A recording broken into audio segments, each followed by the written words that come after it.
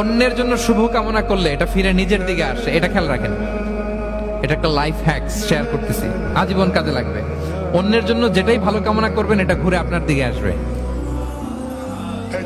অনেকে বলে হুজুর ওর জন্য দোয়া করে আমার কি লাভ?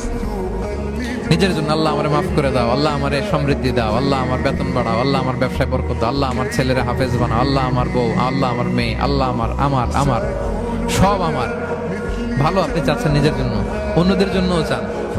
আল্লাহ আমার সব ভাইদেরকে মাফ করো, আল্লাহ আল্লাহ আমার গোটা মুসলিম উম্মাকে তুমি বরকত দাও, কল্যাণ দাও, নেতৃত্বে আসার তৌফিক দাও, আল্লাহ সবাইকে সুস্বাস্থ্য দাও।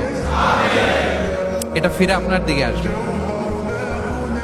অন্যের জন্য শুভকামনা বহুগুণ বৃদ্ধি হয়ে নিজের দিকে রিটার্ন করে। বিষ্ণু ইসলাম এটাই বলেছেন, মা মিন আবদিন মুসলিমিন ইয়াদউ লিআখিহি বিযাহরিল গায়বি ইল্লা ক্বালা লাহুল মালাকু ওয়া লাকা বিমিসলিন। কেউ যদি তার ভাইয়ের অনুপস্থিতি তার ভাইয়ের জন্য দোয়া করে, ফেরেশতারা ওই দোয়াটা তার জন্য আগে আগে করে। তাহলে অন্যের জন্য শুভকামনা করলে, দোয়া করলে লাভ না লস?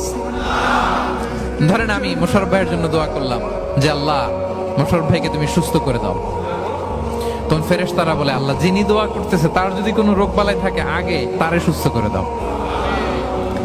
ধরেন আমি বেলায়েত ভাইয়ের জন্য দোয়া করতেছি, আল্লাহ বেলায়েত ভাইয়ের এই সমস্যা আল্লাহ তুমি দূর করে দাও, ফেরেশতারা বলবে আল্লাহ যিনি দোয়া করতেছে তার যদি এই সমস্যা থাকে আগে তারে এটা দূর করে দাও। ধরেন আমি দোয়া করলাম আল্লাহ আমার এই ভাই, আল্লাহ সে গরিব, তার অর্থের বড্ড অভাব, দারিদ্রতা, আল্লাহ তুমি আমার ভাইয়ের দারিদ্রতা দূর করো। ফেরেশতারা বলে ওয়ালাকা বিমিসলিন, তোমার জন্য এটা, মানে আল্লাহ যিনি দোয়া করতেছে তার যদি অর্থের প্রয়োজন থাকে আগে তার দারিদ্রতা দূর করে দাও। তাহলে বলেন তো অন্যের জন্য দোয়া করলে লাভ না লস? অন্যের জন্য ভালো দোয়া করলে এটা নিজের দিকে আসে।